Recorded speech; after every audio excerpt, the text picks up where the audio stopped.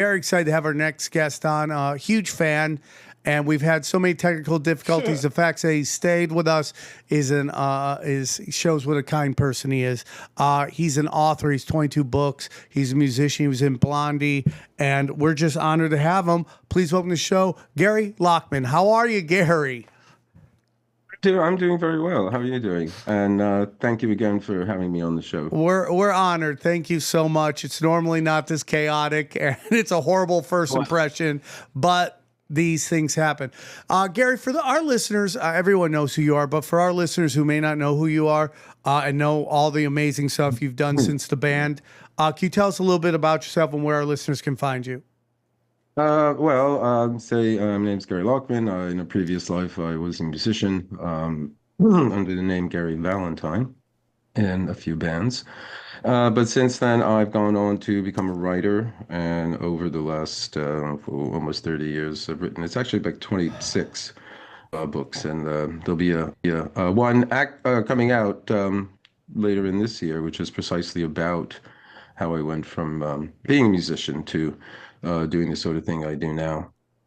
And I'm excited to see that book. I will definitely buy it for sure. And they can get your books on your website, Amazon. Where would you prefer they go? Well, anywhere you get your books, they're available. Yeah, I mean that's I have a website. It's just Google my name and it'll come up. All links and, below in the description. And I'm on whatever it is these days, X and Facebook and a few other things. And yeah, I mean, I should say, well, the sort of things I write about the esoteric or the occult or paranormal or alternative views of history and things of that sort, and consciousness, the history and evolution of. Well, that started about 50 years ago, actually, when I was living in New York on the Bowery in a loft space with Debbie Harry and Chris Stein, who were obviously two of the five altogether members of Blondie, the band I was in back then. Because the place we were living, the fellow who had he had 3 floors. It was just a block or so away from CBGB, which was the club.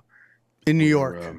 In New York, New York, Manhattan, 1975. 50 years ago, the club where the Ramones and Patti Smith and Television and Blondie, what a great time. Heads and many of the bands came out. But yeah, the place we were living, the guy who rented us our bit of it, he was into the occult.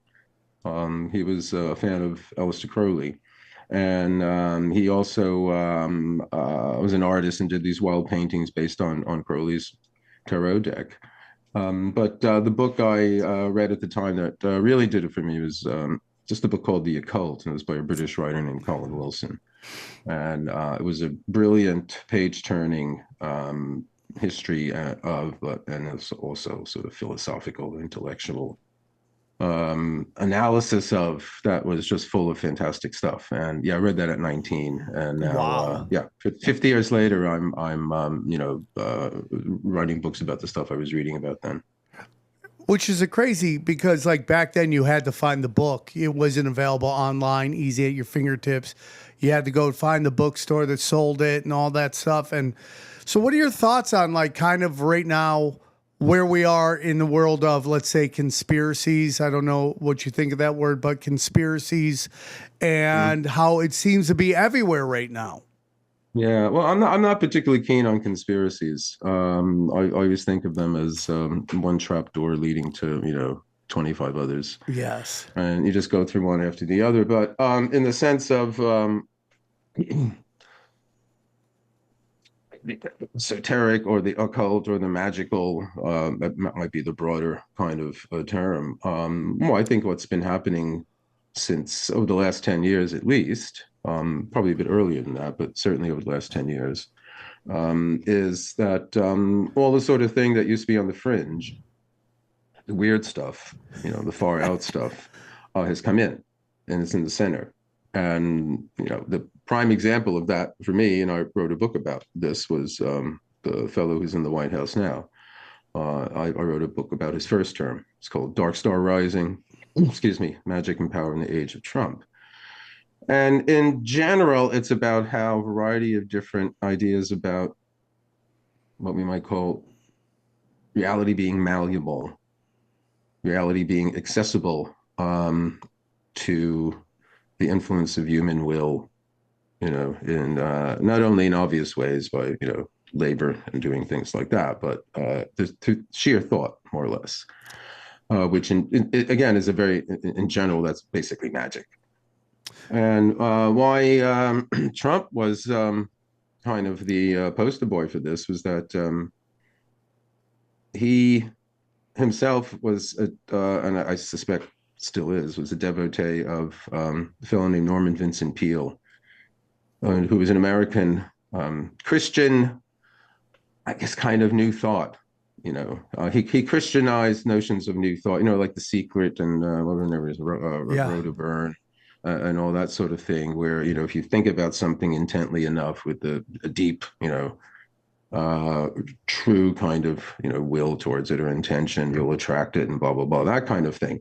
And Peale kind of Christianized that. He turned it into sort of a method where you use prayer and you're petitioning God and things of that sort. But Trump grew up with this. His father was a devotee of this, and they used to go listen to Peale give his lessons in New York, in church on Fifth Avenue.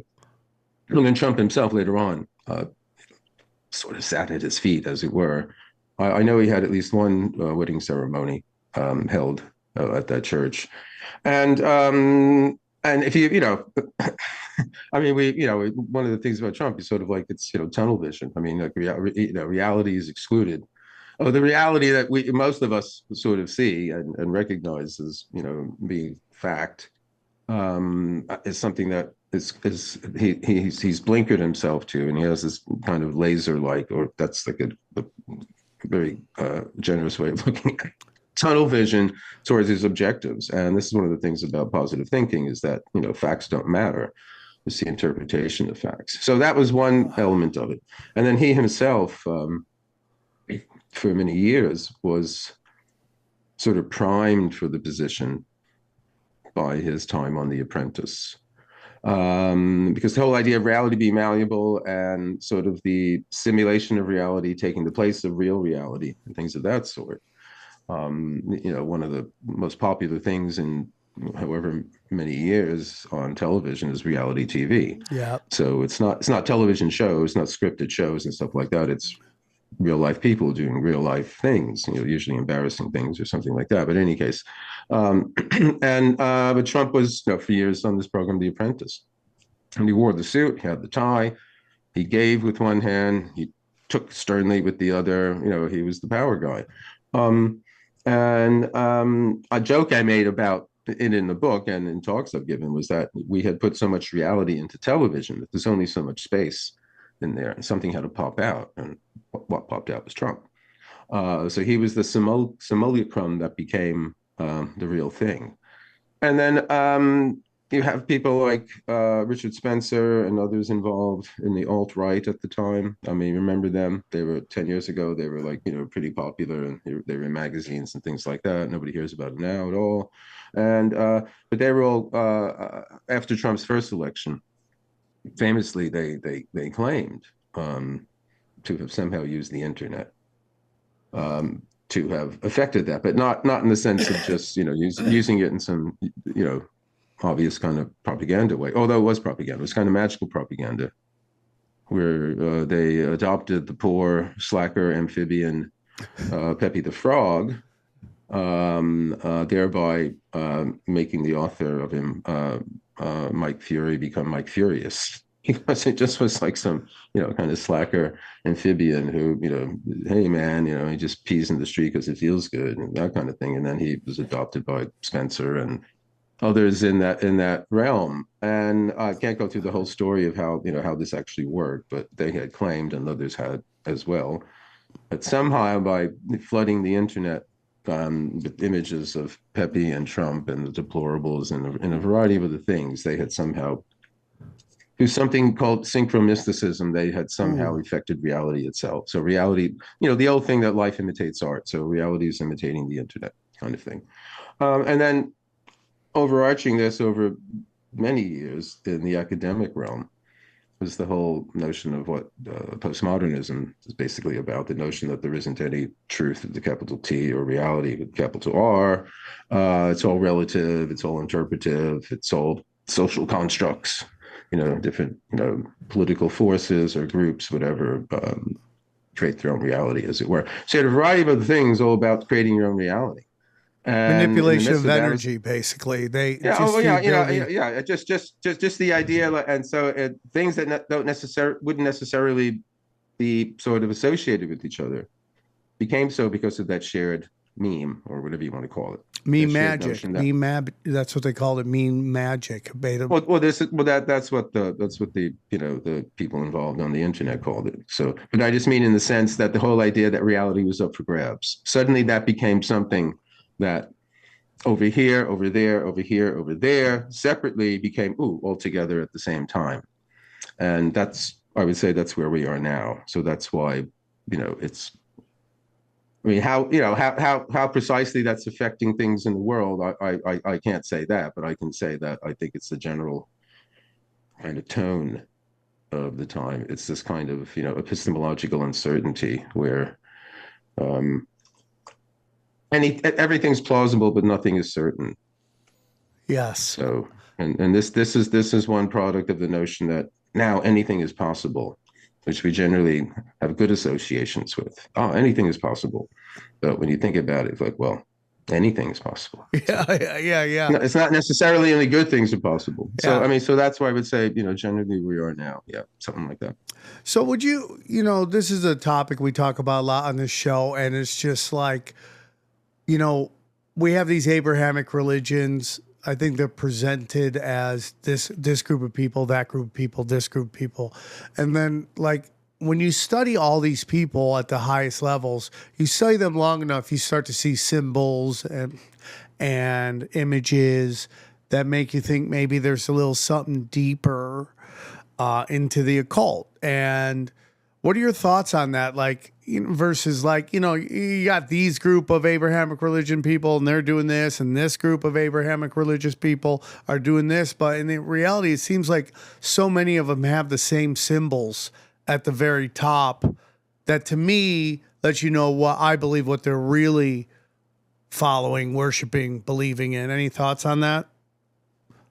So when you say Abrahamic religions, you mean Judaism, Christianity, and Islam? Yeah, and you may be throwing Catholicism in a weird way. Well, I mean, Christianity, Catholicism is part of Christianity. Yeah, So I know, meant, but like, it seems to have its own I know, thing. I'm just trying. Well, that's and then there's obviously there's a great many different versions of Christianity: there's Catholicism, Yeah, Protestantism, yeah, yeah, Methodism. yeah, yeah. So there's all that kind of thing.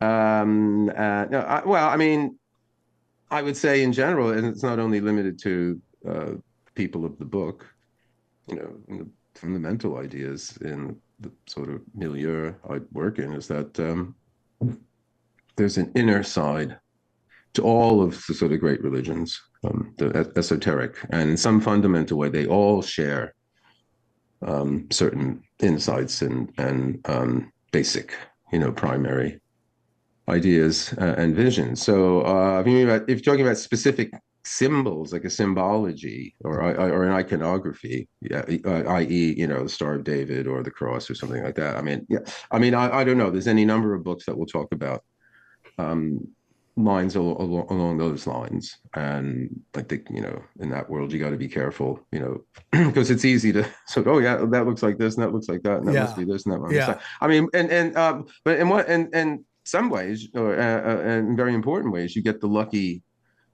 hits. And one example of that is sort of what you're talking about. Is Eliphas Lévy, the 19th century French occultist and magician and writer, who wrote very very influential books, Transcendental Magic and History of Magic, in the mid 19th century in France, that influenced people like Baudelaire and Rimbaud and French poets and artists and so on and so on.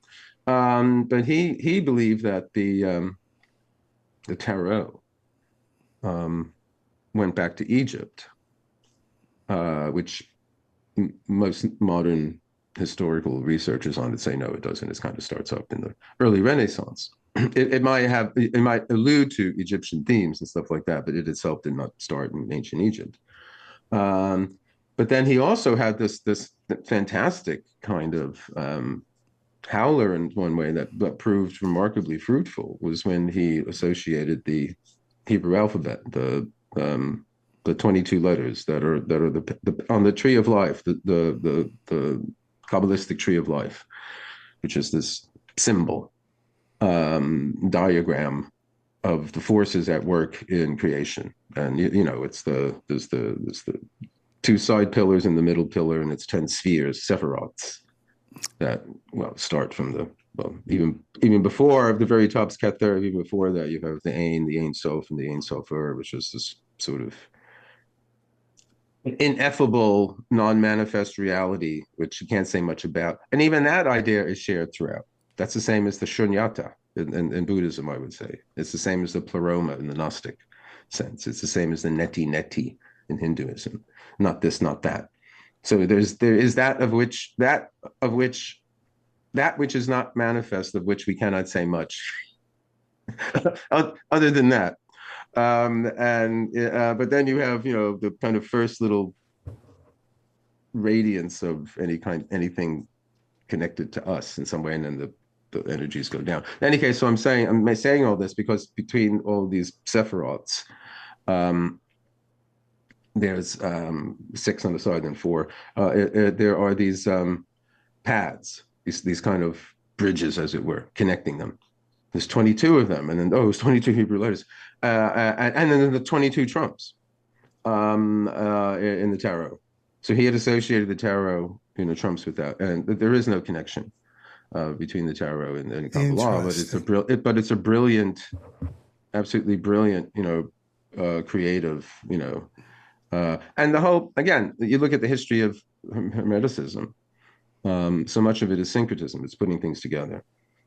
So when you think about some ancient tradition, it's okay, yeah, that itself, ancient tradition, but the ancient tradition itself is very fluid, and you know, it's added to and changed, and you know, there's creative individuals along the way who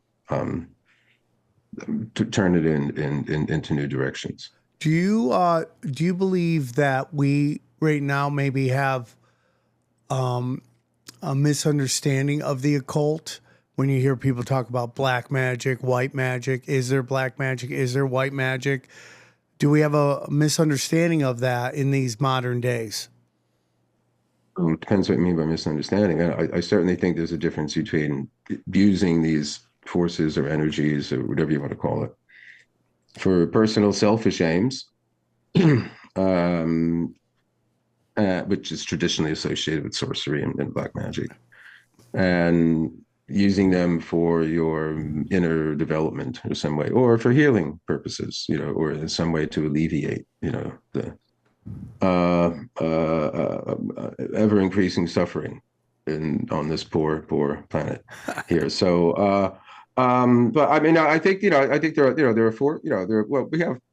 It's one of the things that attracted me when I first started reading about this, the possibility that there were not only forces out there, you know, spirits and stuff like that, but I was more, and have been more interested in, you know, forces contained within my own being, my own psyche that I'm not aware of, or and because I don't know they're there, I don't draw on them and things of that sort. So I became very interested in that sort of kind of altered states, but states of kind of intense kind of consciousness. So I pursued in a variety of, you know, again, I first came across this 50 years ago. So I was 19, playing in a rock band. So you can assume imagine some of the intensity experiences. Yes, yes. I was pursuing at the time. But they were also in line with, you know, a variety of different, I mean, I was reading a lot of Aleister Crowley. I was reading a lot of this fellow Wilson, but also everything else, the Golden Dawn. And it was a wonderful time because she was saying, oh, well, you know, there wasn't the internet. But yeah, but that was what was great about it, because there were bookshops you could go to. Weiser's was one in more or less the East Village, Cooper Union, sort of the bit between the sort of the West Village and the East. And this was fantastic. Huge bookshop devoted to the occult, metaphysical, you know, spiritual, all that sort of thing. And they were a publisher as well. And then there were others, you know, different parts of town. And then pretty much every, you know, bookshop Even, I mean, you didn't have the big chains, but there was a Barnes and Noble and places like that. They all had sections of that, and a lot of stuff, because there was this occult boom that had started up in the late 60s and got going in the early 70s. This book, The Occult, by Colin Wilson, came out in 1971, and it was a more or less a bestseller. It was a kind of comeback book for him. I mean, I subsequently got to know him, wound up writing a book about him, and he had been an existential philosopher before he was writing about this stuff. And he wasn't a practitioner. He was interested in consciousness. He was interested in these very potentials of consciousness that he was interesting me in by my reading his book. And because I read that book, I eventually made a pilgrimage to where he lived in Cornwall, in the far west of England, in 1983. He passed away in 2013, so a while ago. But from 1983 to 2013, we kept up a kind of, a friendship at a distance. But I visited him quite a bit, and we corresponded. But I became more and more interested in that aspect of it, and just was exploring a variety of things like that. But it was great to go to these bookshops and then to find, there's nothing for a bookophile like myself, bookophile myself. There's no greater pleasure than to be able to rummage through some secondhand bookshop and you actually find something that you've been looking for at a good price as well. So that was one of the great joys at that time. So, you brought up Aleister Crowley a couple times, and I want to get into some of the points that you were interested in talking to, because I find it all super interesting. But you bring up Aleister Crowley, and again, going back to kind of what I said about, our view of the occult. We've had, this episode, we're almost at 900 episodes on this show, and I would say we've had our fair bit of Aleister Crowley discussions on here. And I would say that the majority, if not all of them, were somewhat of that he was a dark force. What is your thoughts on that? I think he was somebody that in many ways was brilliant, but he was a sociopath, and he was never outgrew a very tiresome need to shock. And basically what they say, give two fingers to over here, to the establishment kind of thing. But I think in many ways he was brilliant. I think he always talked about your true will and all that, but I think he didn't really understand his own true will, because he considered himself a poet. And I have to say, there's a handful of good verse. The Hymn to Pan was one of the better ones of his, but on the whole, he's not as great a poet as he believed he was. I think he was a good mathematician. He was a good chess master. He was a good mountaineer, actually, an eccentric one.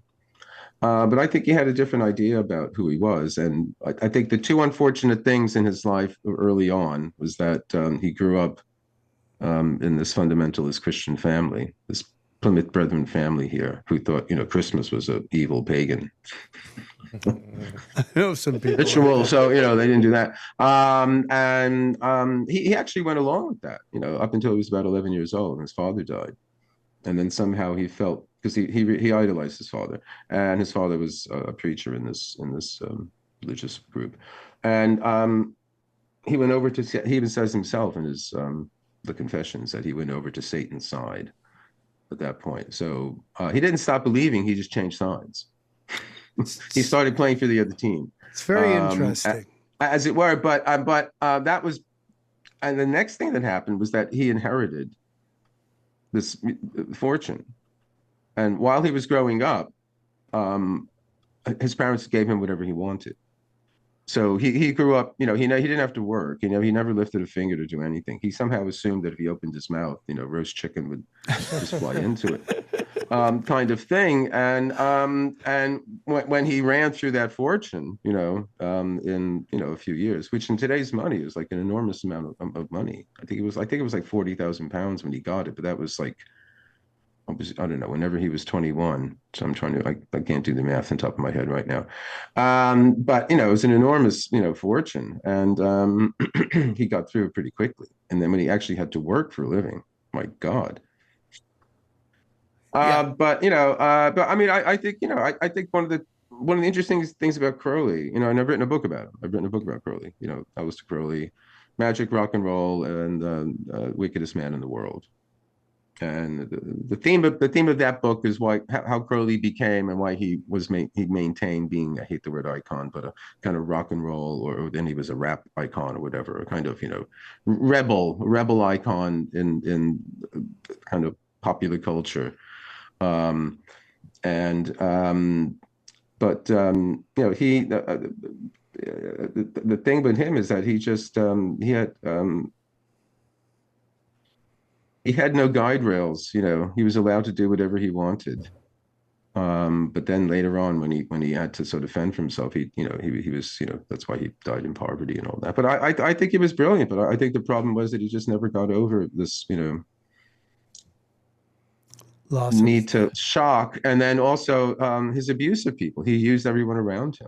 Practically everybody got involved in them. Wound up, regretting it if they remained sane enough to regret or were alive to regret. But I mean, the other side of it, he's kind of a lovable rogue at times. He's very funny. He had a great sense of humor. He always kind of comes up. It's kind of like one of these slightly dastardly characters that in some way you still nevertheless what's the word, appreciate that they managed to somehow land on their feet, like some 19th century character who somehow still gets away with it, or a W.C. Fields. I don't know if people still know who W.C. Fields is. Yeah. Kind of character. So there is that kind of character to him. He skirts away once again. But I mean, there's all these characters are remarkably brilliant, all of them. Blavatsky and Gurdjieff, and they all have a certain trickster character to them. I was watching a video the other day about Karl Marx and how he came from a rich family and then his dad died and it just destroyed him. And it seems like that's a theme.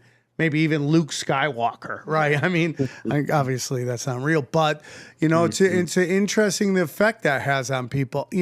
So then we take a look at modern day society, and I feel like there's this kind of movement to get back into the church.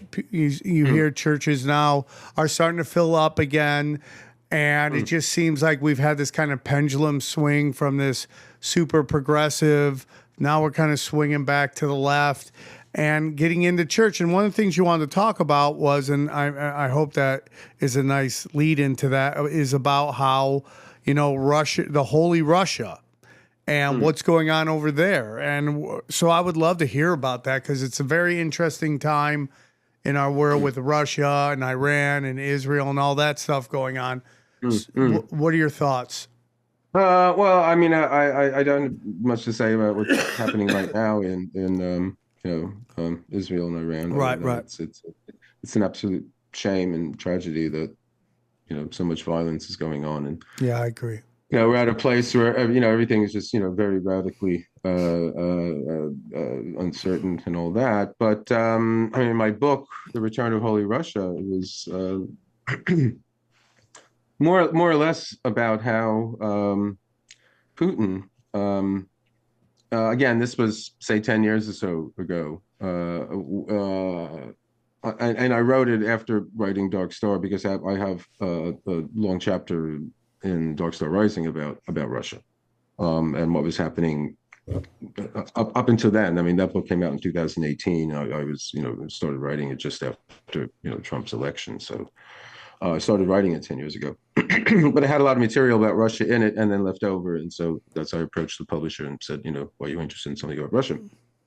And what interested me at the time is Putin was making, in his speeches, many references to a period in Russian history known as the Silver Age, which was just before the Bolshevik Revolution in the 19 teens. And the Silver Age was characterized by a sort of renaissance of spirituality in art and in literature and in music and in life, but also a deep renewed interest in the occult and the mystical, and things associated with that. Excuse me. And Putin has kept making references to this, and he was sort of, and he was also making references to a kind of identity that Russia had in the 19th century as being holy Russia, because it saw itself as the last true bastion, last bastion of the true faith, the last culture really holding on to the true Christian faith, which was Greek Russian Orthodox through it. So the church in the West had become decadent, and in the democracies and socialism and all that other stuff, and Russia was still holding on to this traditionalism, things of that sort. So he was making references to all that, and I thought it was interesting because he was mentioning philosophers that I had read, and I thought whatever use he's making of them, and no doubt it's strategic and it's political, and let's not take it at face value, but it's interesting that he is referencing these philosophers who I've read and I find fascinating. But the response to that in the West was typically how Putin wants to kind of revive this kind of what they call kind of exceptionalist view of Russia as being a world historical civilization. And that was one of the other things too, where Putin is talking about how Russia today is not just another country. And mind you, this is the only time in Russian history where it isn't an empire, doesn't have an empire.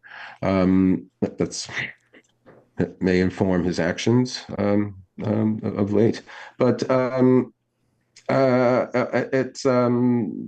it's not only a new country; it's a new civilization. It's a totally new kind of world culture that he's calling Eurasia, and this is based on a variety of different geopolitical sort of historical philosophy of history ideas about how the West is in decline and going down, and this new civilization arising in the East, and this is stuff that's been kind of going on for at least 100 years now. So, in any case, that interests me. So when you talk about return to the church, I mean, that was something that's in Russia for a while, especially after the collapse of the Soviets, when people were openly able to go out, and a variety of different there's like a renewed Russian paganism and pan-Slavic religious movements and things of that sort. So there's a variety of different things. I mean, I talk about them in my book on Russia. So you've got that, but in the States, it's I mean, one of the things about the States that's different from the UK, where I've been living for 30 years now, just about, is that you don't get the hot gospel here. You don't get the sexed up, Jesus loves me or whatever. God. You just don't. It's like that people do that. There's in Hyde Park, there's an area called Speaker's Corner. So, I mean, people do it everywhere. It's the kind of thing people do in the street, but you know what I mean. But in the States, you get, lots of people hepped up on that kind of thing. And let's go back to the Puritan, origin, because the Puritans were religious nutcases who left calm, sort of lukewarm, tepid England, because they were more extremists. They weren't happy with the kind of compromise the Church of England had. They have those dissenters. You're talking, you said, I said Christianity, and you said you include Catholicism. Well, yeah, Catholicism is Christianity, but then you have the dissenters, and the dissenters here were any number of different Christian sects that broke away. Variety of different ones. Yeah, I mean, in the States, it's but I think one of the things I would say, because although the founding fathers, were Freemasons and all that. Yeah. But there's also the separation of church and state. So unlike here, there's the Church of England. There is no Church of America, although there's people there today who would like there to be such a thing. But there is a Church of England here, the C of E. You don't have a Church of America. So I don't know. I don't know right top of my head if there are other countries that have this. There's a state religion. There may very well be. I'm not saying there aren't.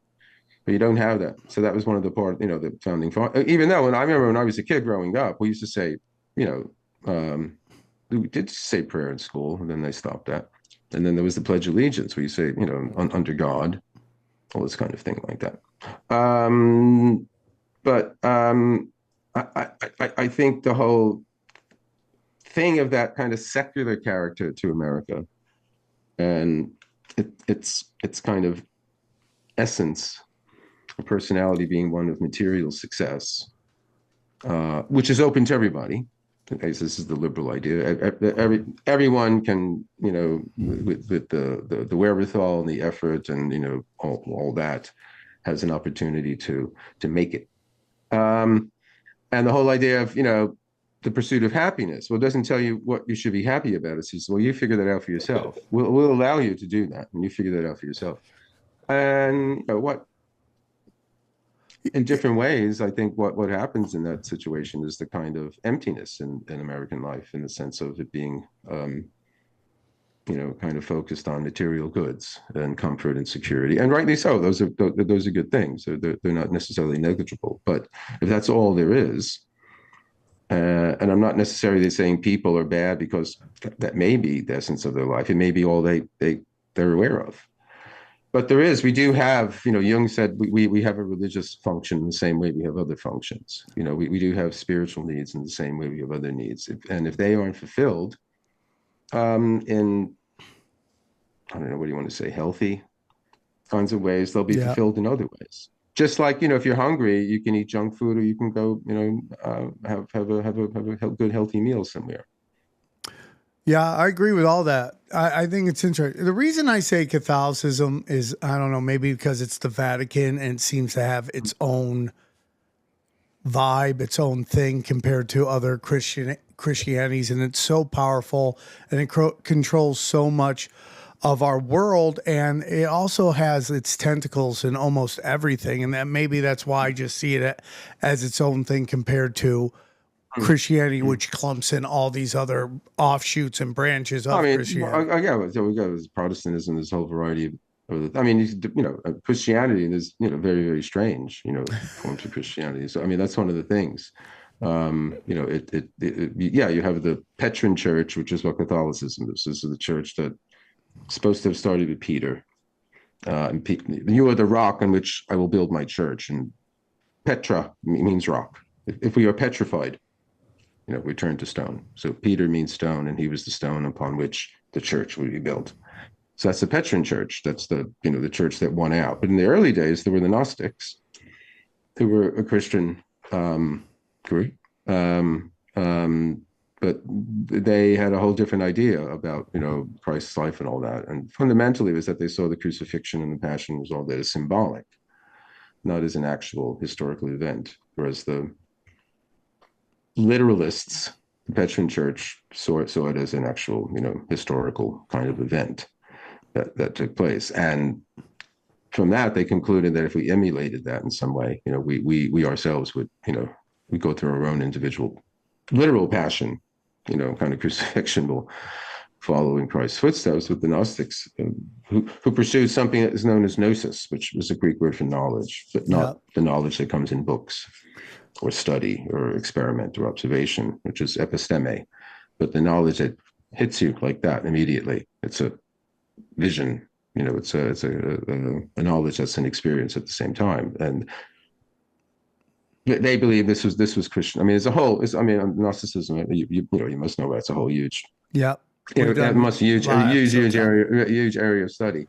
But there's the whole idea that they were the real Christians, and the other ones kind of, the literalists, wiped them out, as it were. So, the fundamentalists today, I would say, if that's what you mean by the return to the church, I don't have statistics. I don't know, how much that means that, people, really believing or whatever. But I certainly know with the fellow in the White House now, has associations with the Christian right and fundamentalism and all that. There's and, also talk about... I was going to say, so like Putin in Russia, he's like a mafia boss. He kills people. He kills people, but he gives lots of money to church, and there's always lots of flowers. That's and great. He goes to penance, and he just goes kill some more people. That's a great point, man.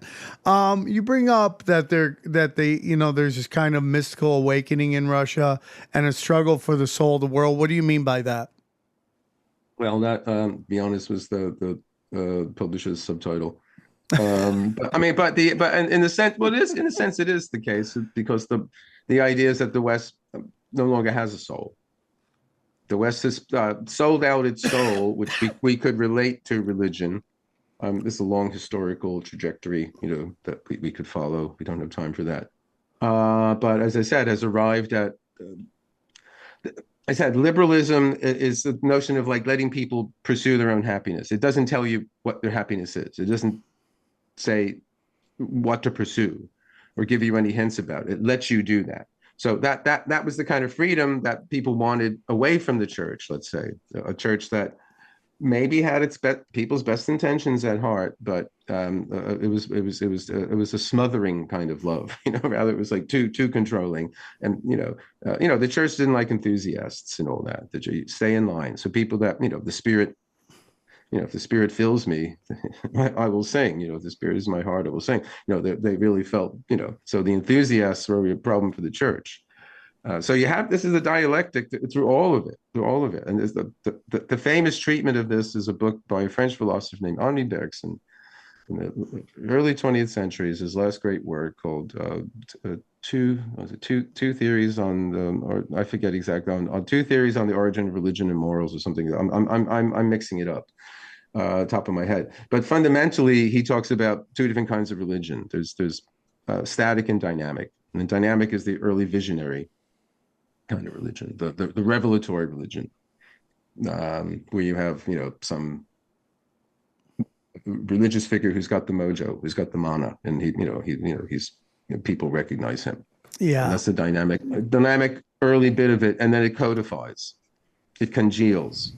But not everybody can be dynamic. Not everybody can be enthused. If you somehow the religion is going to spread and have not just be part of a cult or a sect, and it's going to spread and somehow inform the whole civilization, it has to somehow be passed on in a way that is not that kind of powerful, inspirational way. So then it becomes codified. So the idea is like, well, if you do this, if you follow these rules, if you follow these kind of guidelines, there's a good chance that you will,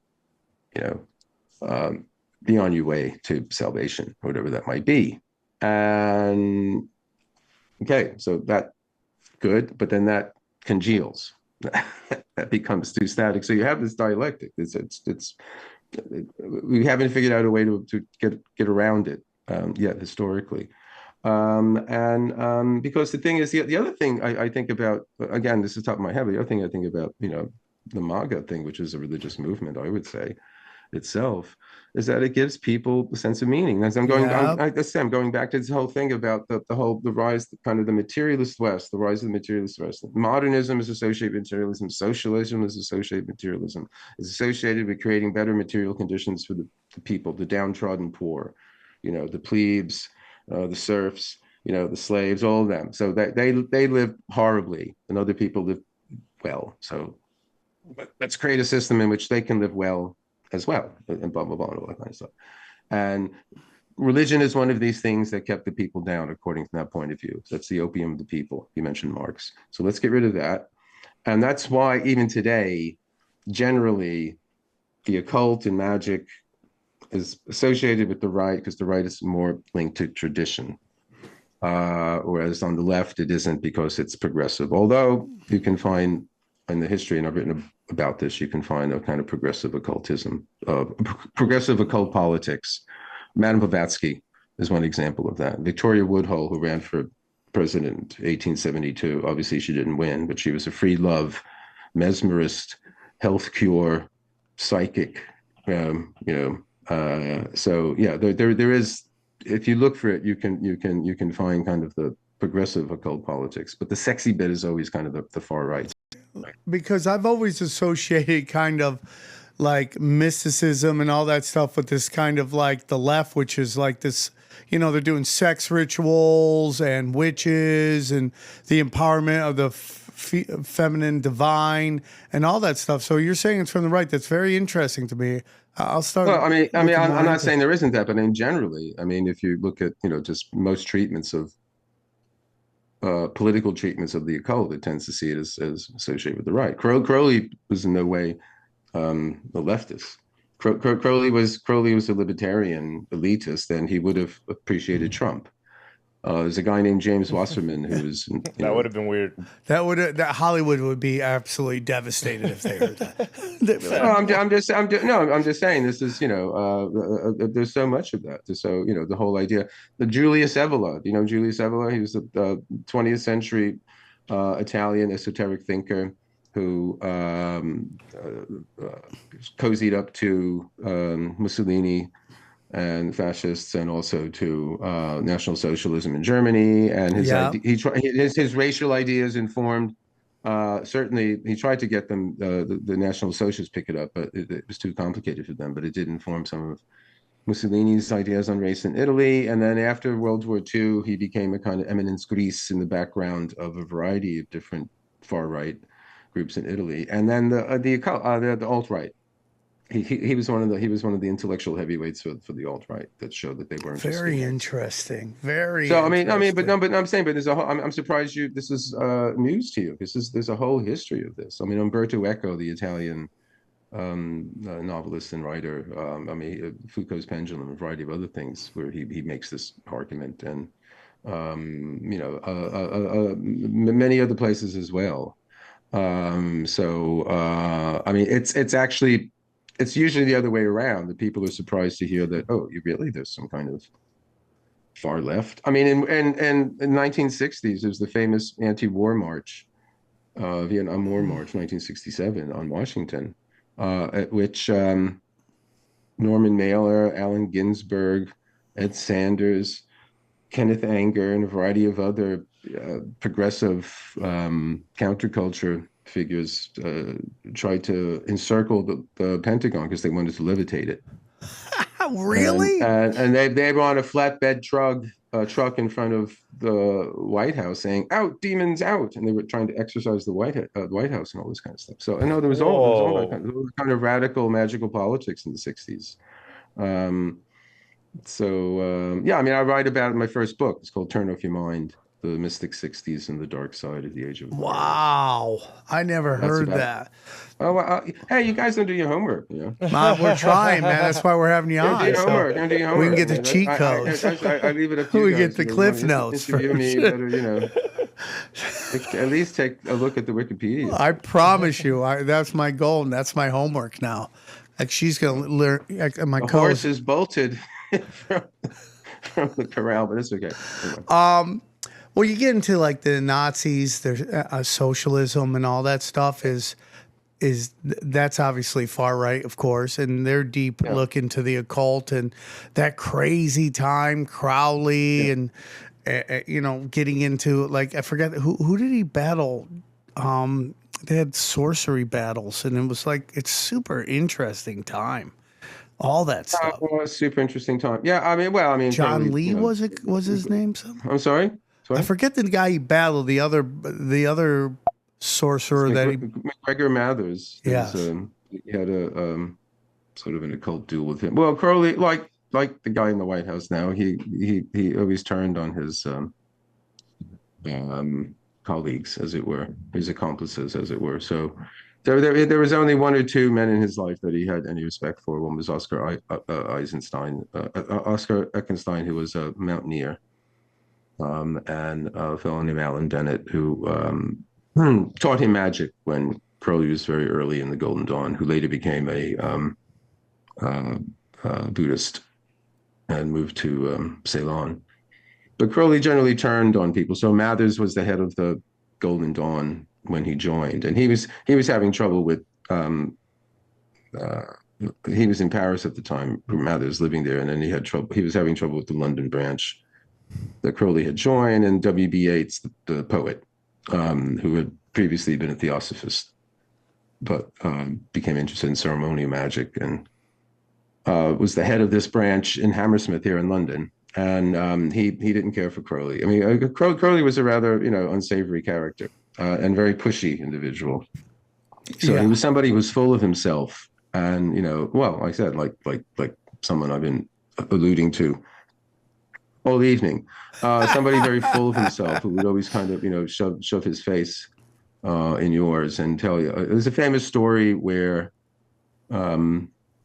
Yeah, because Yeats is a poet, and at this point, he was recognized as a poet. Crowley was spending large sums of money getting his poetry published, self-publishing. So he was doing these vanity press things, sumptuous leather-bound collections of his poetry, and he had shown Yeats some of his poems, and he was waiting for Yeats to say, "Brother poet," slap him on the back, and all of a sudden Yeats kind of coughed, and made some, non-committal, bland, very interesting, remark, kind of thing like that. And Crowley said, "Ah, I knew it." He immediately recognized what a much better poet I was, and he couldn't bring himself to admit it. So he's just one of these kind of characters who, some people were mesmerized him, some weak in some ways, or unbalanced individuals, or people looking, for a thrill. They were attracted to him, but a lot of people just found him rather unsavory. But that was like a famous battle. I mean, I forget exactly what they did, but I mean, this is something that there's a lot of accounts of this, fluidic fisticuffs where people are sending, astral, left jabs, and roundhouses, across the plane at each other. But That's it all depends how seriously you take it. I would say. Now, when you were in your band, did you see this occult influence in this music and all that stuff, and some of the people that were getting traction in the media and with the record labels? Did you see this stuff? Not on the New York scene. I mean, that wasn't really. I mean, I just was doing this for myself. It wasn't really something that was part of the music. Although I myself wrote a song based on paranormal experiences I had with my girlfriend that became a big hit for Blondie.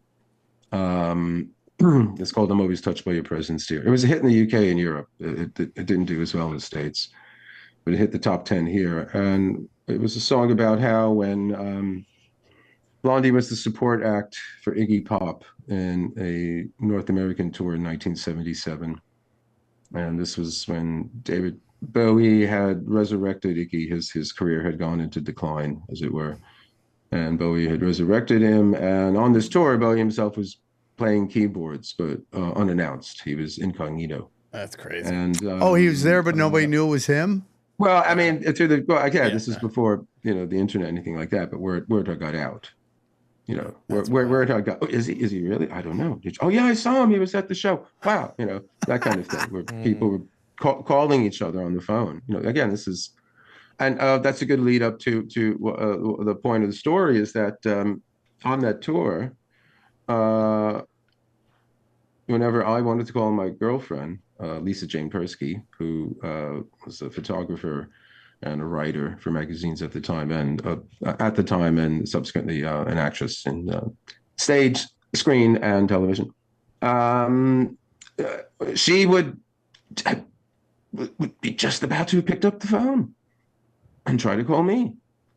Ooh. Or we would be talk about our dreams, and I had the same dream.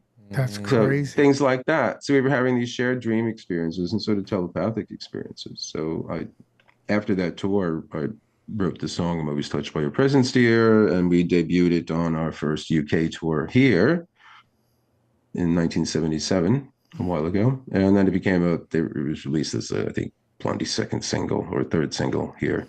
And it was a big hit. So, so that was my first venture into writing about this stuff. And for myself, my only kind of contact with the occult in music, this was something I later, wrote about, because it was an idea that came to me about how in the 1960s so much of the pop culture was influenced by magic and things of that sort, starting in the 1960s with the book called The Morning of the Magicians, which was published in Paris, and it was this grab bag of a bouquet of different weird ideas, conspiracy ideas, magic ideas, occult. It's one of the first ones to talk about the occult Nazis.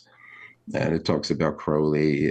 Crowley died in what was it, 47, and he was in the news. He did everything he could to keep himself in the news while he was alive. But then soon after his death, he kind of sunk, and then there was a renewed interest in him through this book and others.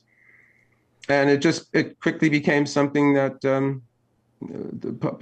variety of the other books came out, and then television shows, and then movies, and then the Beatles, when the Beatles put Crowley on the cover of Sgt. Pepper's, along with C.G. Jung and Aldous Huxley and a couple Swamis and a variety of Edgar Allan Poe and a variety of other weird sorts of things. He became, he's part of the ones we like. And Timothy Leary picked it up and all that kind of thing. So he was rediscovered, then. So I did the research into that. And here I interviewed people who were around at the time. I was a kid at the time, so I wasn't into it myself. And aside from this fellow who rented us the loft space we lived in, I didn't really have any contact with other people interested in this kind of thing. Although I know there was this bookshelf called Magical Child that apparently had something going on in the back room. But I visited a few times, but I always found it a bit dark. So I preferred to go to this place, Weiser's. But my own interest in this was sort of, mine. And eventually it's what, took me out of music, because I got more interested in reading and books and ideas and philosophy and consciousness than I did in rock and roll. I became too smart for rock and roll. You're a very smart man, for sure, for sure. When you discuss mysticism, magic, sorcery, like, what are we talking about? Because I've been, obviously this is kind of a different area, but I talk about a lot of stuff you see with this next gen weaponry, and you got your iPhone reading your thoughts, and you got and all that stuff. And I often say they've been working on this so long that they've hardwired mysticism. What is mysticism to you? What is sorcery to you? When you discuss that, what are you talking about? Well, I said earlier, so I don't talk about sorcery that much, but sorcery, I said it's kind of black magic. I'm sure there's a very technical term for it, but it tends to be using magical powers for, dubious ends. But in the sense that tech is starting to mimic or, manifest or make real or enable abilities that had seemed magical, I would say that's the case, certainly. I tend to see the internet as a kind of exteriorized imagination, and I also tend to see, what do you want to call it? The kind of constant input many people have from their phones as a kind of colonization of interiority. So I'm one of these dinosaurs who are dragging all my feet, and I don't do that myself. So yeah, and I never correct AI whenever it asks me to. I wanted to fail. Did you hear me? I want you to fail. It's gonna remember this. Yeah.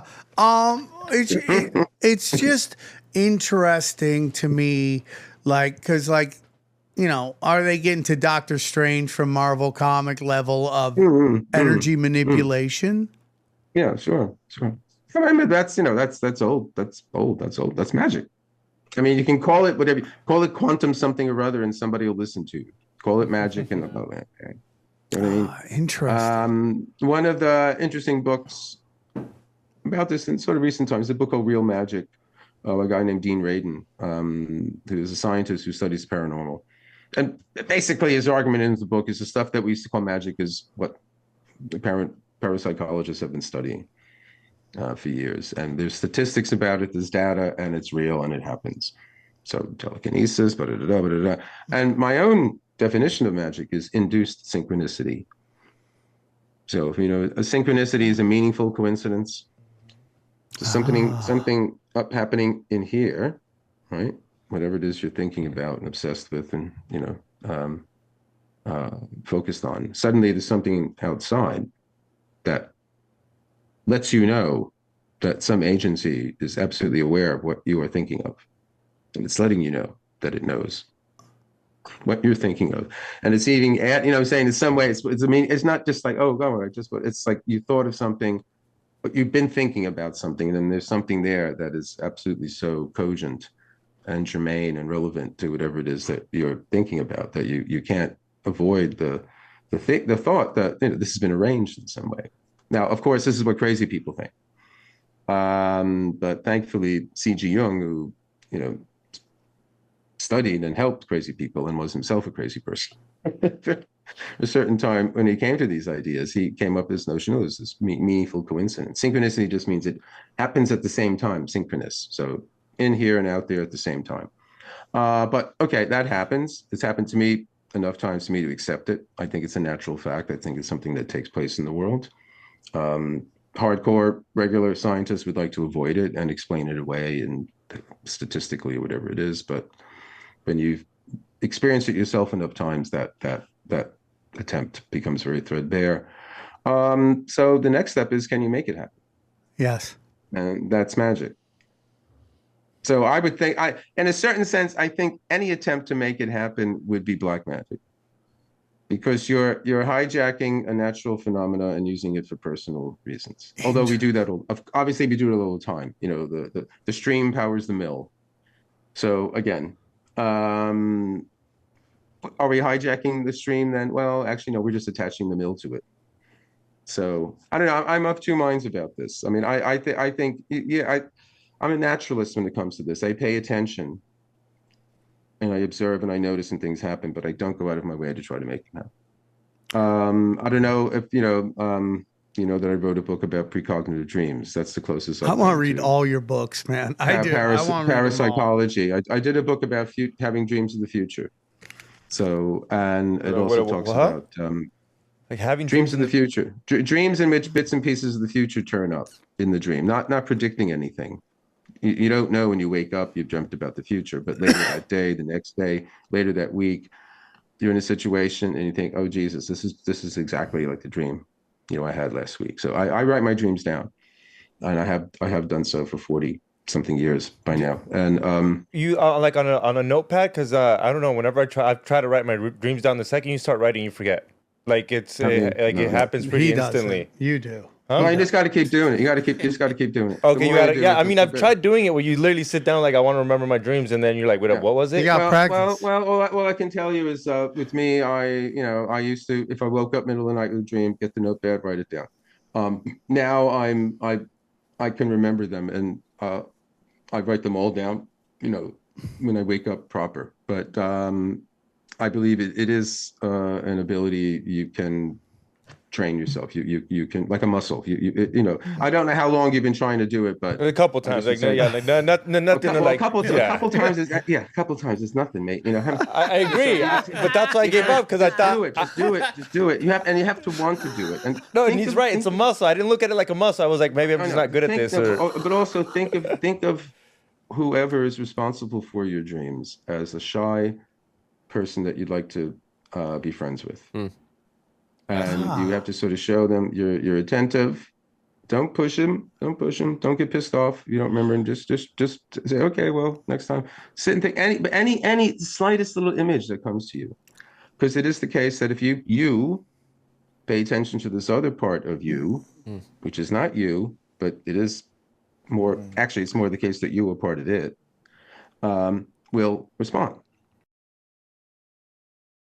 I firmly believe that's the case. So dream journaling is also a technique for inducing lucid dreaming, right? Do you have more lucid dreaming?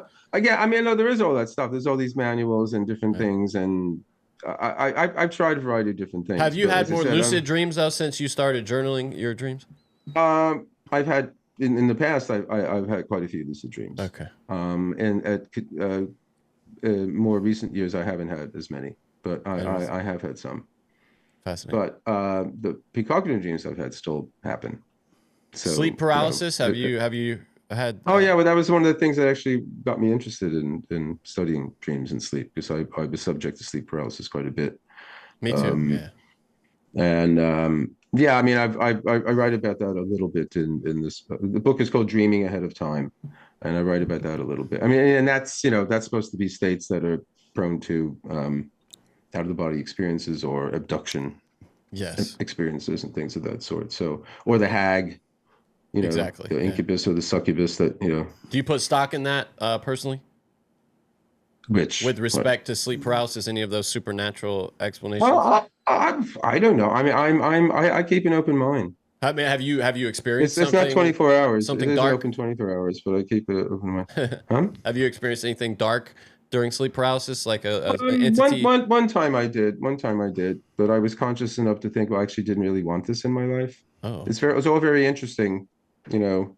But at the time my life is complicated enough, so I kind of no thanks. No, I felt it there at the time, and I felt that I submitted, Oh, yeah. something might have happened. But I sort of decided, no, I don't really want this, and I just kind of it wasn't Huh.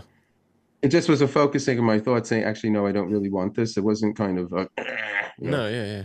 fight or wrestling, but it was more of a tight focusing of. But no, I've had encounters in dreams. I mean, I just mentioned in passing dreams where I'm like battling witches or sorceries and things like that. But this is a while ago. So as you get older, you tend not to remember your dreams as much. It's not so much that you don't dream as much; you don't remember them as much. But I said that's one reason why any little dream image I remember, I write down. So I just try to keep the. But again, to me, it's all a gradient. So the dreams and then synchronicities and hunches and whatever other sorts of non-voluntary inner activity that me, who's the voluntary one, can be aware of, because that's what I can do. That's what I can do. I can make sure I pay attention to these things. Yeah. But I mean, that's what, like lucid dreams. It's two minds. Well, I can understand. Basically, it's making use of them to be able to deal with inner fears and neuroses and other kinds of things, or just to enjoy some kind of inner experience. But then, if dreams are created by, say, Jung would say the self, which is not the ego, not you, then if you want to kind of get a hold of them and use them for some way, then you're kind of not allowing the source of the dream to for its whatever message it has to come through itself. You're sort of. But again, these things, there's all debate about this. I mean, there's different people I know. I mean, I was just last month. I just was in Greece at a variety of different oracle sites, ancient sites in Greece, Epidavros and Eleusis and a variety of others, Delphi, where we were trying to induce dreams at them. I can't say it was particularly successful for me, but there were other people on the journey who I think they probably had more luck with it. So, wow. But, let me tell you guys. It's getting a bit late for me here. Yeah, it's cool. Sorry we started late. This has been a great discussion. We sort of did an hour though, didn't we? Yeah, we're good. At 1:15. Yeah. So last question, and we'll let you go. Are you working on any new books? Well, I've got a book coming out. In November in the States, and it's called "Touched by the Presence," and that refers to the song "Touched by Your Presence, Dear." And as I mentioned, it's about how I went from playing in Blondie, and then I had my own band called The No for a while, and I played with Iggy Pop for a while, and then other musicians over the years. How I went from doing that to doing what I do now. Writing, becoming a writer. So there was a long stretch. There was a good 10 years between retiring from music at, I think, 27 or something like that. And just the first kind of stuff started getting published in magazines and things like that in the early 1990s. And then I came here at the beginning of 1996. So with any luck, in January, I'll be celebrating my 30th anniversary of arriving on these shores. Well, congratulations, sir. Appreciate you coming on the show. You can find your books.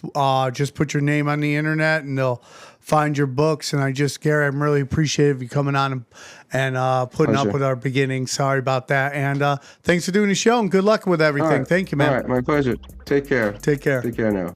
All right, guys, let's get into it. One of the most interesting conversations we've had. For everybody, for him too. I don't think he's talked to a Mexican before. Yeah, I definitely think that's for true. I don't even think at their Mexican restaurants they have real Mexicans. Yeah, it's more. Their Indian food is the big cuisine over there. It is actually in the UK. It is the official cuisine of the UK. Like curry is Indian food. Yeah, curry. Yeah. Yeah, I mean he's an intellectual heavyweight for sure. You could tell he's, to quit a very successful band to go into book reading and writing is a luxury and a blessing. And it was a great conversation. It was a very because we got notes on one thing and the conversation went a totally different way. Yeah, Mark. No, it's not Mark. It was the guest. What the Mark. guest wanted to talk about. Yeah. And the guest didn't want to go into the occult. And we had some, again, we're in our new studio, so we had some technical difficulties that ate some time up. And I think he was. No. And I think he wanted to do an hour. Yeah. Which is fine. I do that all the time. Hey, man, I got an hour. Can I have you longer? Nope. I got an hour, dude. I got an hour. Hours long conversation.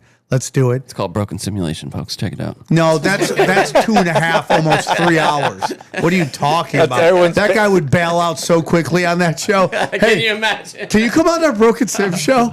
Johnny, I gotta go, Johnny. Yeah. Johnny, I gotta go. That's everyone's favorite thing is Johnny, I gotta go. Dude, it's always at 2 hours and 30 minutes. I'm tired. I'm old. Because you can't stop ranting. That's the funny thing is it's up to you. If you literally said, I'm done, Johnny got up and left, it'd be over. But you just keep throwing things at you and you keep catching the bait. It's interesting, dude. His take on a lot of stuff. It's all perspective of where you see it. I wanted to ask him about Led Zeppelin and all that occult stuff with them, but. Well, yeah, he seems to be what would you say, on the fence about could we like the dreams being He said something very interesting, which is when you use magic itself is not good or bad. There's a lot of people say there's no such thing as white magic, and that's a very interesting conversation, that there's no such thing as white magic. But his whole thing is the use of magic is black magic because you're manipulating a natural process. And I found that really interesting. Yeah, that isn't. Now, I've heard people say magic, you're doing magic whether you know it or not. Yeah, I think everything is magic. And but in using it with intention, it's just kind of focusing that energy. But then you have other people who say doing that, you're kind of, it's almost like the Force in Star Wars, Yeah. The reason that Luke Skywalker was born was because Darth Vader, Anakin Skywalker existed, and there's always the balancing, there's always something to balance in it. Yeah. And Johnny, did you find it at all interesting? His take on magic tends to be a conservative thing. Yes, I did, and he said that like it was self-evident, like something. Obviously, and again, I'm not challenging him on that. No, how could you challenge him on anything? Yeah, I mean, he's intellectually light years ahead of me. He's using words. I'm like, I don't know what that word is. But I mean, I would say maybe in modern ways, maybe when it comes to the power structure, it could be right wing.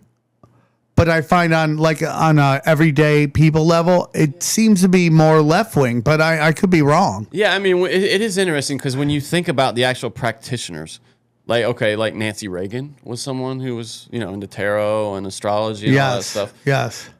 He mentioned that Crowley. I never really thought of Crowley as a libertarian type, but I guess he is. I mean, I'm going to take his word for it. He seems to have written 20 books. Yeah. But it also gets into Johnny and Xavier as well. But that maybe the occult is above the left and right. Yes. Yeah.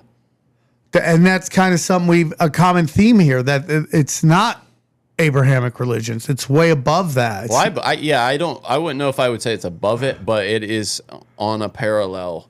You know what I mean? It's separate for sure. Yeah. I thought he was amazing to talk to. I know the guy's almost 70.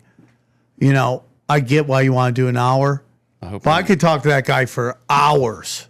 Yeah, totally. I was enthralled. Dude, you can just buy audiobooks, his books. He reads them? I'm assuming you got $22. I'm assuming you can just probably bang one out, hear it out. Yeah, I could do that. Yeah, Sam wants. He's gonna say he's gonna read the book and then forget about it. I am reading books as we speak. All right, Sam. I'm almost done with the John Lennon book. Let's start a book club. How long you been reading that? Let's buddy? start For a while. I remember you were talking to me about that. Well, Johnny, it's like life is busy, dude. Are you reading it or doing audio? I'm reading it. I like to read. I'm not into audiobooks. I'm into reading it. Props to that because I am mostly doing audio. You know where I know you could bang out a lot of books, but you decide to fall asleep? Where? Flights. No, If you that's did a flights, great idea. you would bang The problem, books. half my books have some Nazi in it or something like that, and I go on the road and people are like, what? Like I'm gonna read the Pink Nazis, and that's another thing. You gotta, it's like there's, the Nazis were somewhat formed by gay men. And I didn't feel. I mean, look at those uniforms, baby. I mean, yeah. That's my whole thing. It's like Hugo I'm not Boss. really interested in challenging him because I don't think he's interested in that. Getting challenged by a person he's never met with the vocabulary that he probably doesn't respect. Get back to me once you read the Wikipedia, at least. Sam. Well, I mean, that's like saying you got to know everything, right? Like that is one event in the history of time. To know all events that happen. And I take no umbrage with him saying that to me. I thought it was very funny. It's funny, yeah. But it is interesting to me. They're trying to, the Pentagon or the White House, they're trying to levitate. Yeah, I remember that story. Yeah. Okay, you should have jumped in, Johnny.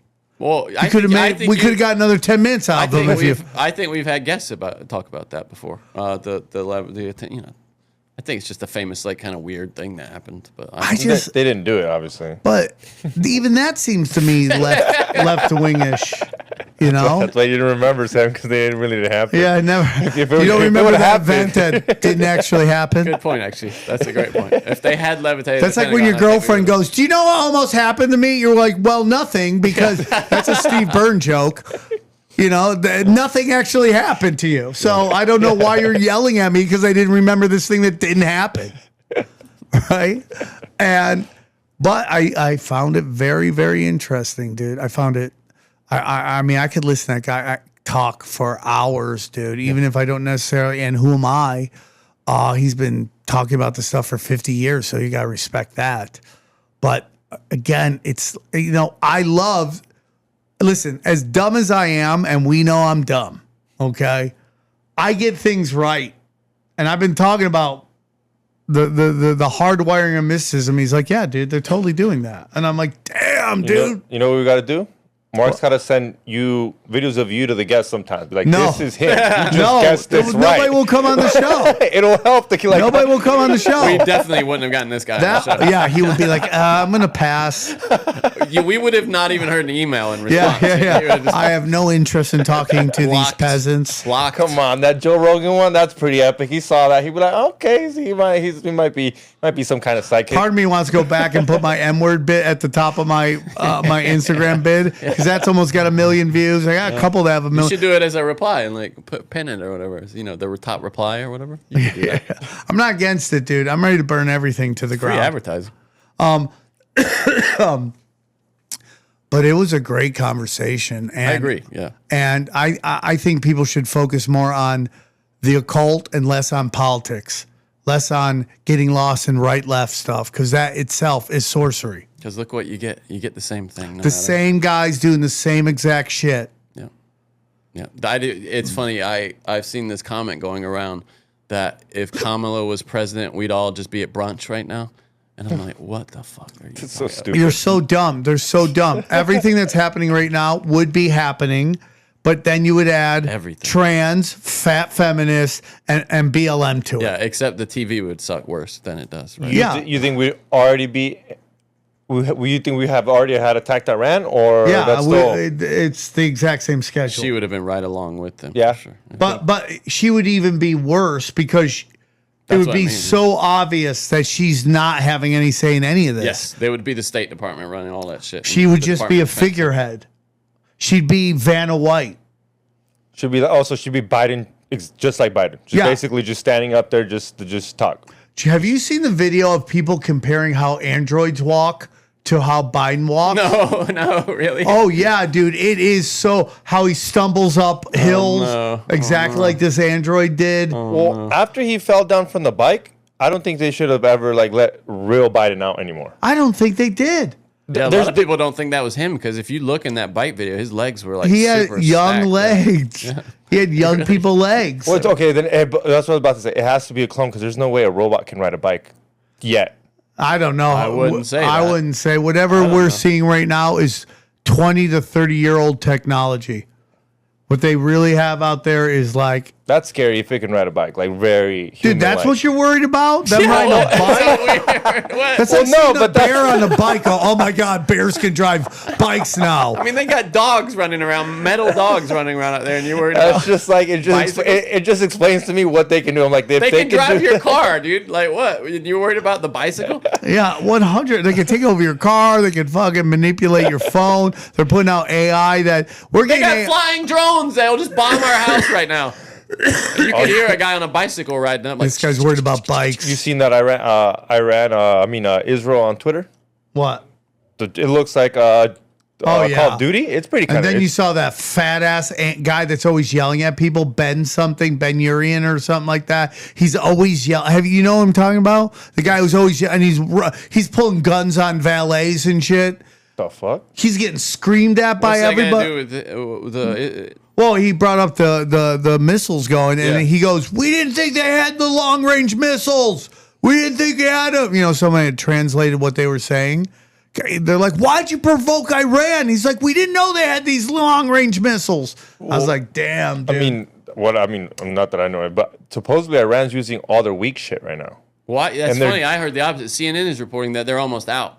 No, I Like heard they're they're blowing through the. That's what it's funny. yeah, It's and where you- I heard the other thing where they're using their weak shit, so Israel can use all their defense, and then later, once Israel has very Well, little defense, they're gonna hit them with the Because hard CNN shit. was reporting that they only That's had like crazy. 300 left or something. Yeah, and I heard the whole opposite thing. How they have backups and they're just giving them all the weak stuff, See, all the stuff I from like wanted to in the text- early Which 90s. do you think is real? I wanted to text you guys this. So I think that what we're finding out is that Iran and Russia both were just paper tigers. There's nothing there, dude. I think the Russian military is vaporware. I think they're conscripting North Koreans to fill out the numbers, and they don't want to fight. You keep seeing the Ukraine in these propaganda videos bringing these guys in, and they're like, there's a deaf guy. I watch these Ukraine propaganda. No, they are propaganda videos, to be fair. But they're bringing there's a deaf guy, Russian guy, and it's like, yeah, they just threw me in the front lines. I can't hear anything. I don't know where I was going. And we just ended up trapped in the space. Well, they're showing videos right now of Russian nightclubs, and it's just women dancing. Yeah, dude, I 'Cause there's- think that the same is true with Iran. They were propping up Iran like they did the Soviet Union as some. I think demon. they're doing that with China. Yeah, possibly. Yeah, I mean, what if it's all fake, dude? What if they're all just these fake, paper tigers that we've been? So it's Worried the about. only one that the United States in a weird way. They all could be, yeah. But I mean, I think it's just American. Because we have defense ran out of contractors bombs getting rich. before, right? I mean, like, you remember Obama? We ran out of bombs. We didn't have any more bombs. Yes, I do recall that. Yeah, I mean, so, but then they say we're the only one with this bunker. okay, so this is the new theory that came out that Iran somehow hacked Israel's computers Okay. and got all this data. And some of the data they got is all the Jeffrey Epstein stuff. And they're trying to destroy it with bombs. Oh, that'd be Yeah, destroy a whole and that- country. Destroy a whole That there's a country lot for of some- Trump stuff in that, and that is the big issue right now. That's what the That's what big Elon said. I mean, that's what he said just a couple weeks ago. yeah. And then he walked that back, Walked it but back. you're like, there's always some truth in it, dude. There's always a little bit of truth in it. When he went off like that. It's so funny.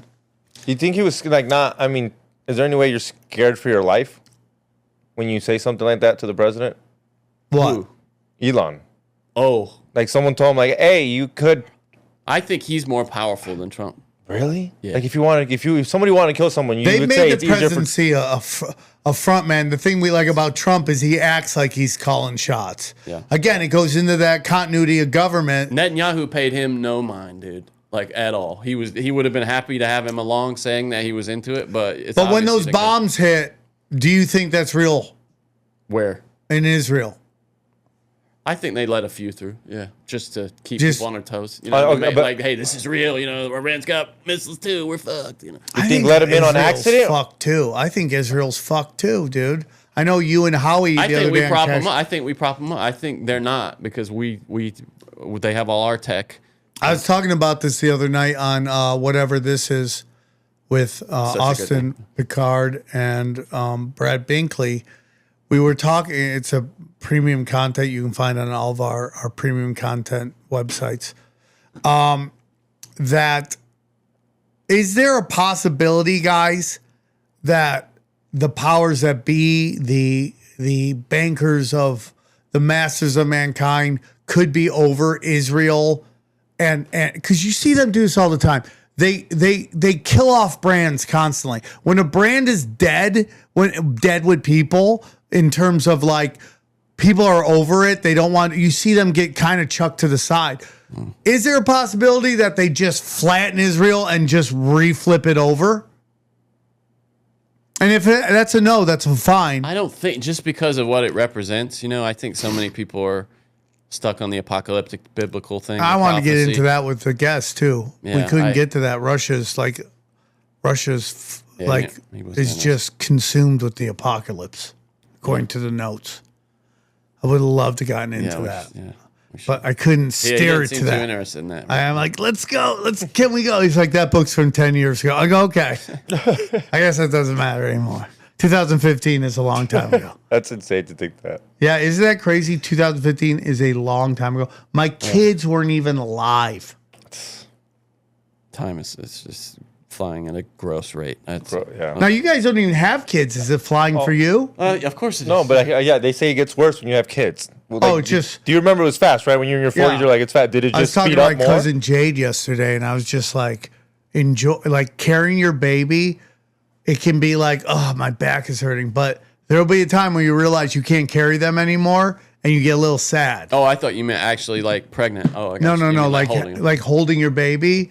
It's like those first 5 years, and every year is great, but those first 5 years, you never get that back. And then once they're like 20, 21, it's just awkward to carry them around, right? It's like Jump on my back You as know I what? got my walker going. You know what's sad? That even though I don't have kids, I found it very sad that by the age they're like 12, 13, you already spent 75% of the No, time that you roll with them. 90% Yeah. of your time It's insane to with know your that. kids by the time they're 12 or 13 years old. Because after that, they're doing Because they're their hanging thing. out with their friends. That's crazy to think that by like 11, you pretty much got everything out of them. Yeah, That's you so pretty sad. much got all the joy. Yeah, and it's pretty much after that, it's Then it's just like bills. now you're the annoying guy that won't let them do whatever they want. hope they call you. Oh, my dad's such a dick. Fucking dick. I've always been tried really hard to be okay. Like I try to feel call my good, dad yeah. as much as possible. Call my mom. My mom is my grandmother's daughter and does not like to talk on the phone. So I get I'm right there with you. three minute. I'm like, let's get off the Yeah. phone. I'm sure Always. people get mad, but it's like, let's get off the phone. You know, but my mom, she calls every day. I talk to her for 3 minutes at a time. I try to get my dad's conversation for as long as I can, but it's just literally me asking questions, and he doesn't have a lot going on. Well, Like, I saw that text he sent. That was the funniest fucking thing. What was he talking about, dude? It was I so think it's funny. talking about the babies, right? I don't even know. Dude. I think he was like you must have visited some family in Arizona, and he wanted to know if they were New York. There were New York people there or something. What was it? Or he knew them, yeah, or like if to say hi to them, right? It was very. Yeah, it was. It sounded like ransom demands. It's like half of it was in all caps. Yeah, enjoy your parents while you can. A lot of my friends my age, I'm in my 50s, they're all losing their parents. Don't have regrets. So hang out with your parents as much as I can. I think about it a lot. This is kind of deep, but I sometimes think that my relationship with my mother was hurt when I moved out so quickly. Now my brother won't leave, but I left at 18 because I just wanted to go try to live life. And yeah, it worked out in a lot of ways. Didn't work out in some ways, but I think about it all the time. My cousin Jay just had a baby. She's asking if she should get out of LA. I'm like, LA is great when you're 20s and 30s. And some of your 40s, maybe, if you don't want to grow up. But after that, it's just unnecessary bullshit. It's just unnecessary bullshit. Well, do you find yourself too, as you drive around, just fostering a hate for humanity? As you bump into people in Ralph's and just oh, what are all these people doing here? You're taking your life in your own hands if you go to any farmers CVS or dude, is where the wild things roam. You just get sick of it. We people. go to the Ralphs out here or Albertsons, but it's mostly Ralphs and Vons. CVS. And you go in there, you're like, oh my God. First of all, it makes you feel great. You're like, I'm doing great. I will say, yeah, you do. This area though is so much chiller than south. In the south, yeah. It's like I went out in the new, because if people don't know, I moved to near where Sam is here, and it's so quiet at night. There's no mumbling. There's scarcely a night where I live before on the west side where you don't hear a mumbling homeless person just stumbling with their cans down the. In the middle of the night, you'll hear just screaming. And just think who lives on the west side where you were, west, south side. Yeah, Palms. Yeah, Culver City. Yeah, it's those are very intense people. The amount of money it takes to live in that area takes a certain kind of psychopath. The Valley of LA tends to be more for families. Which it's interesting though, because Encino, if you look, there's a lot of famous people that live there. Yeah, and I think they just want to chill. They get sick of it too. Yeah, probably. The Valley is a hidden secret. When you live in Hollywood, everybody makes fun of the Valley, and then you move to the Valley, you're like, oh, that was a psyop to get people not to move to the Valley. It's 100 degrees. It's awful. It's only losers live in it. You get here, you're like, this is great.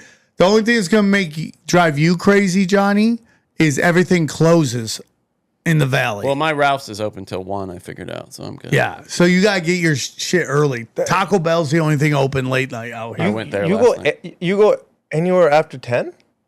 What do you mean? You just Johnny's a late night roller. Vons is open till 1. I've never been at unless I need liquor. I was there at 12:45 a.m. last night getting shopping.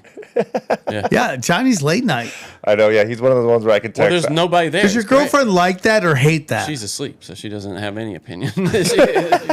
No, she doesn't. She wishes I was, but I just... They just want you in bed. Go in bed. Yeah. They know where you are. Yeah, that's it. Yeah. But I'm mostly just working at night. I'm more productive at night. I just feel like ass in the mornings.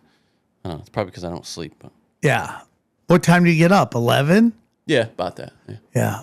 If I I'm now an 8 o'clocker. I get up at 8 in the morning. 8? No, but before you had kids and before I had kids, 11. Yeah, but you're up late too. Yeah, because I was even doing comedy and drugs. But you still stay up late, don't you?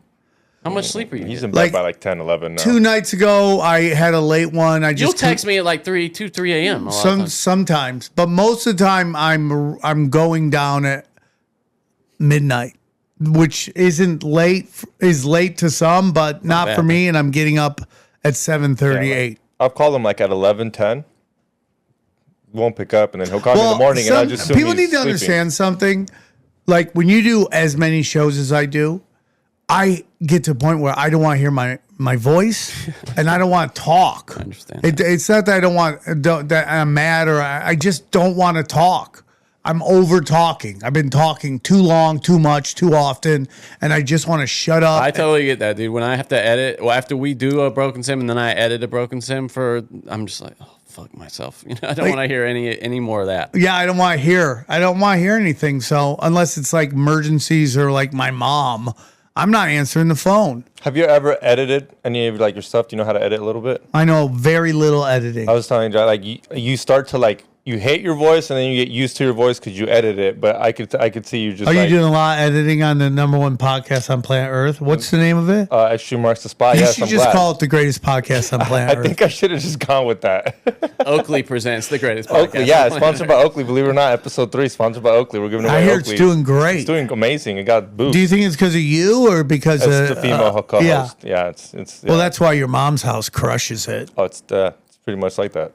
because she's just so good. Oh, dude, have you watched any of the Tom Segura's the rest of them? No, do you no, mean? he said we're back. The shows? So I don't know if yeah. they only put out so many episodes and then they release some more He episodes. released all 6 of them now.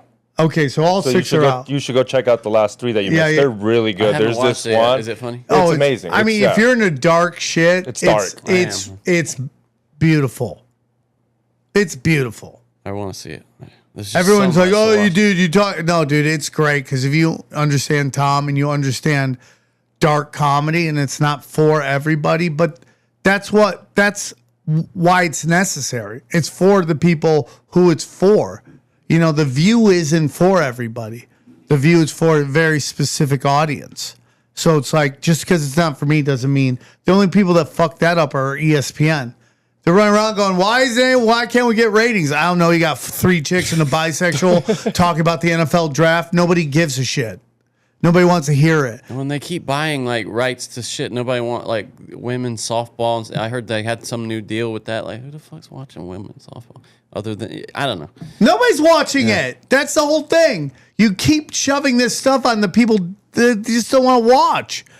And of course, they have 800 different channels, so they have to fill it up with something. This decline's been going on for a long time, though. I remember when they fired Harold Reynolds, and we were like, oh shit, that's been a while now, and that's when it really started. Was when he got. And that's why tagged YouTube for shows nothing. blow up. Well, Because they're what you want to watch. Yeah. Well, I mean, like what he said, I thought ESPN lost it when they gave up poker.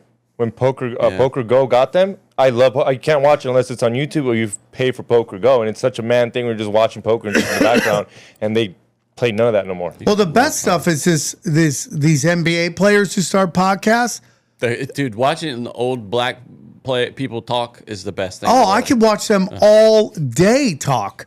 I don't want to watch like some chick who's just yelling statistics at me, acting like she. And I'm not saying she doesn't know sports, but it's like you want to hear from. You're taking the jobs from the people who played the game. And I want to hear people talk like people talk. You Yeah. know what I mean?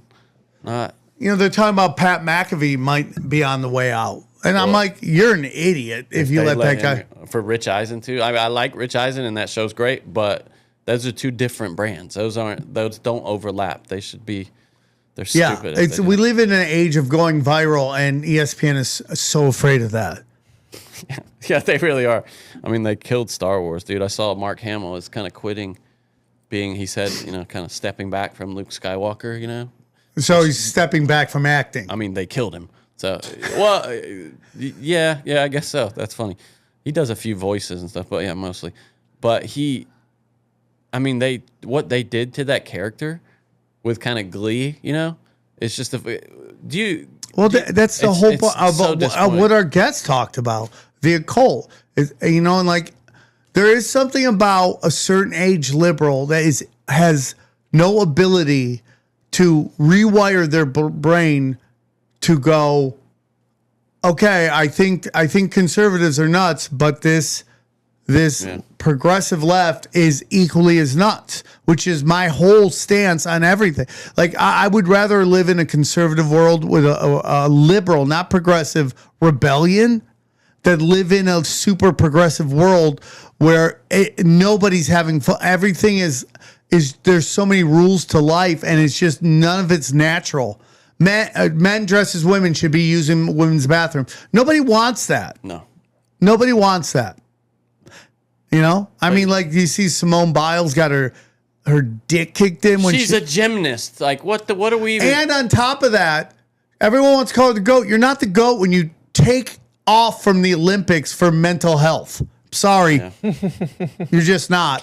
Yeah, that's The Jordan would never go. Jordan quit basketball because he got busted gambling. Yeah. I mean, what was it? Jordan had like stomach flu, and you went to go play and won that game. Yeah, he That's had food poisoning. Yeah, that's GOAT mentality. Yeah, 100%. I just watched Last Dance again while I was in Vegas because it was just on, and it was Is so good. Dude, I forgot how good It was so good. Remember how much we needed that during the pandemic? Oh yeah, You're that's why right. that blew Yeah. up. There's nothing else to No watch. sports. There were no sports, and you just got to relive his whole career, which is the best. And then just broke Scottie Pippen. Just broke Yeah, him. he got jealous. He got big. He got jealous because it just basically played him, showing him, and he probably did deserve more money. But when you sit out because you don't get the shot, I mean, come on, dude. Anyways, go to samtripoli.com. Bohemian Grove is this week. I'm very excited. Should be interesting. Have they named where it's going to be? Yeah, it's the Joke Joint. It's called. I think it's where the Comedy Club. the comedy club where I did the first Bohemian Grove, which wasn't even Bohemian Grove. It was just me doing a weekend there, and then it just turned into an event. They ran with it, and I'm glad they got it. they moved it to another. They moved it to a theater, and the theater freaked out. So now they moved it to the new Joke Joint place, which is a much bigger room. So we'll see how it goes. Cool. We'll see how it goes. I wish I could go. I was going to go, but we were moving. The movers are coming Friday. Yeah, I get it, dude. And I also would love to do, because we're almost at 900 episodes. We're like two episodes away, which means we're in the countdown to the big 1,000 episode. That will be a big event. And real quick, I forgot to say it. I'm going to put the new date on my website. It's not there yet, but my date at the mothership has changed, unfortunately. If you bought tickets or you bought all your hotels and all that, my deepest apology. They needed to move me, and I'm now in October. So I will get you that exact date. I will put it on my website just so you know the days to be there. I would love if you can come out and hang out and have a good time, and we could all see each other and just totally drop hammer on that place. It would be really great. So Bohemian Grove is this week. Then I'm home for a couple weeks.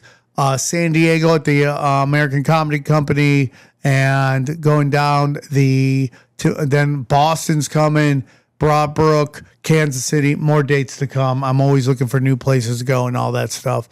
Sam Tripoli's been on fire. Nothing but incredible premium content. I took a week and a week and a half off because life was just super duper busy, but the stuff on there is pure fire. Go down a little bit. Go down. Patreon, Cash Daddy's Patreon. How's it going? Let's see what we're up to. Drum roll, please. Yeah, we're up, I think, right, Johnny? I believe so. Yeah. 1,300. Why is this shit in, what is that, Italian? Probably my computer. Yeah, I don't know why it does that. That's That is so weird. hilarious. I'm not even Italian. now. Isgraviti gratis. That's so funny. So go check it out. Johnny, how's he been doing? Yeah, we're back on track over there. Yeah, it's we had a That thumbnail, Johnny. That thumbnail. Johnny's great at thumbnails. I fucking love those thumbnails. I accidentally did you see on Twitter actually where I posted I was just kind of mindlessly making a thumbnail and I just grabbed a still of Sam just laughing hysterically. I was like, oh, that looks good. Yeah. And then I realized, like, wait a minute. We're talking about the end of the world here, potentially. I just got Sam. So I go almost put it out because I thought it was funny. I would have laughed my ass off. Patreon.com/CashDaddies. And then go down. Chaos Twins is in production. Issue number 2. Let's get it. Let's get it. Buy it. I sign it. It's going to be great. Go back. Go to chaostwins.com. And then all of our affiliates and people are buying them. The Live Longer formula is fucking great.